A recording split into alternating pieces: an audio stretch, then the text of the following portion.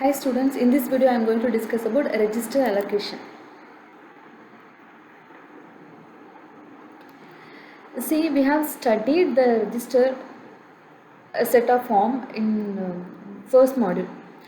So we know that there are 16 data registers. In that 16 data registers, R0 to R12 we can use in the program, and R13, 14, 15 are having some special purpose. No, so these are called special registers. But we can use 14 of the 16 visible on register to hold general purpose data.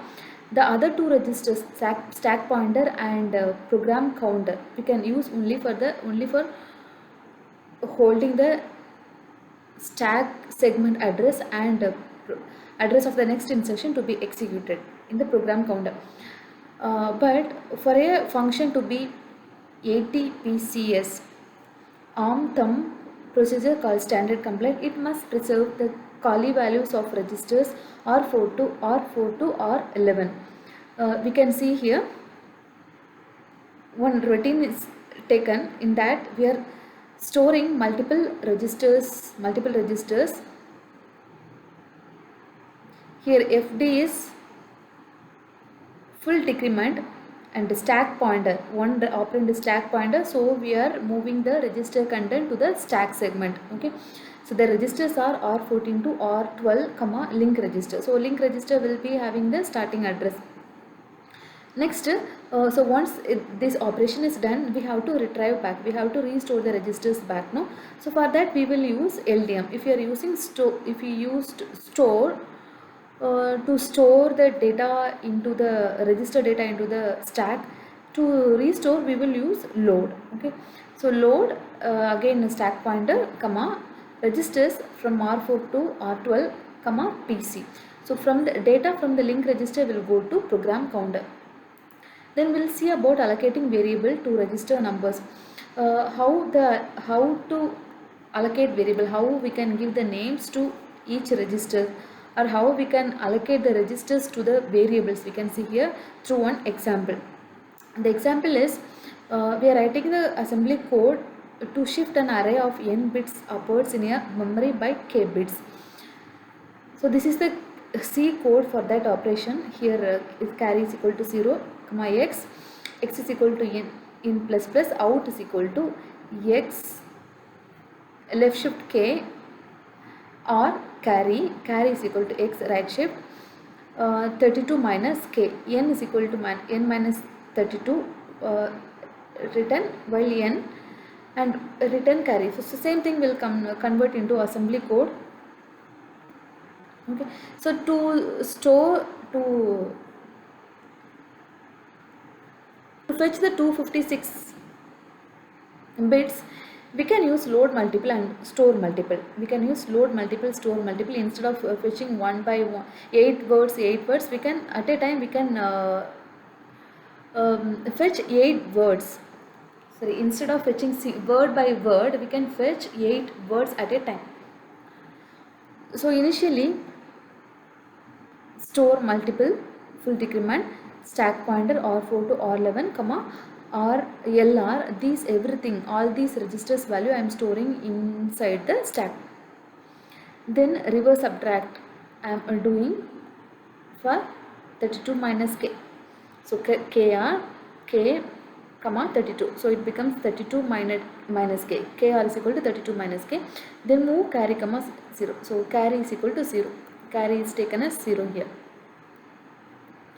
Then inside the loop, load multiple increment after n x0 to x7. So 8 words I am loading into the n, but for each word I have to do OR operation. You can see here for out I have to OR operation between carry and x,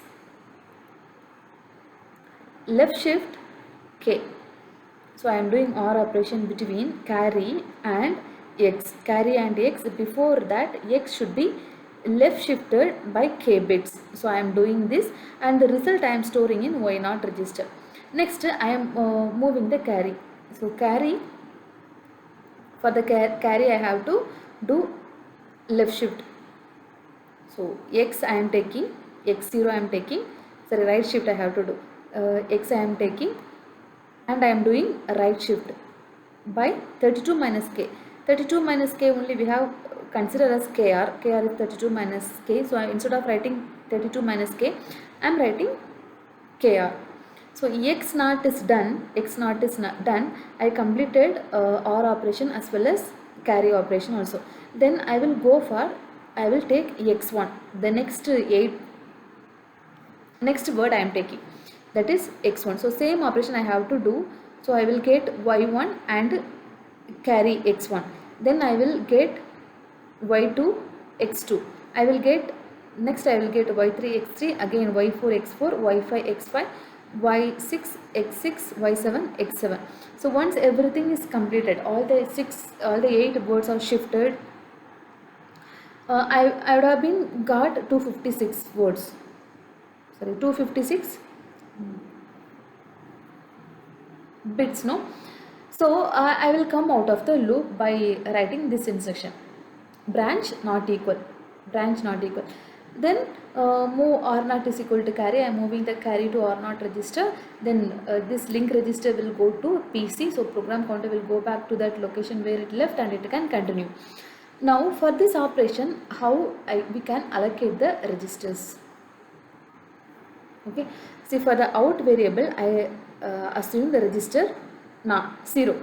Then for in variable I assume the register 1. For k variable register 2 I assumed. For n variable register 2, k variable register 3 I assumed. Then for here we have x0 to x7, no. For x0 to x7 I assumed from registers from 5 to 12. So all the registers are got over.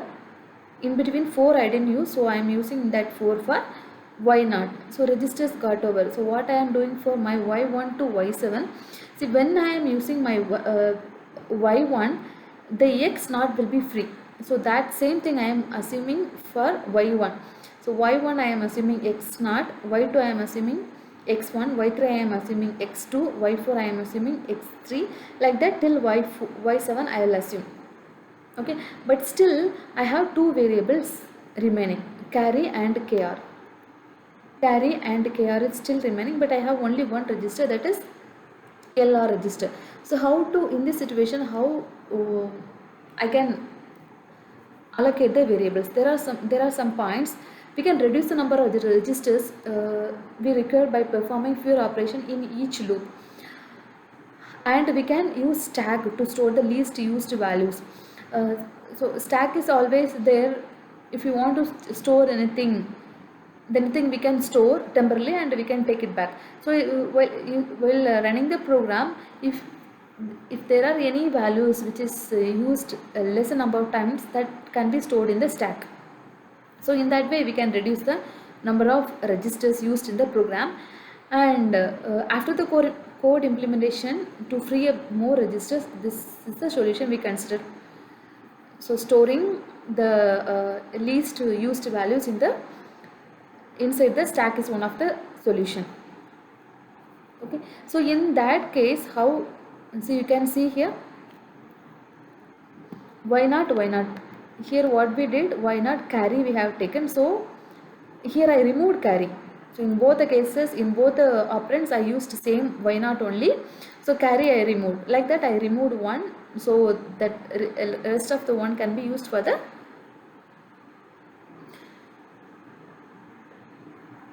remaining registers. So carry I removed, like that here also y1, y1, y2, y2, y3, y3, everything I used same only. Here also y1 and x0, but in the previous case carry I used. So the same carry, whatever we used in the previous line should be used in the next line. So in this way I can reduce the number of registers. So these are about allocation of registers. Thank you.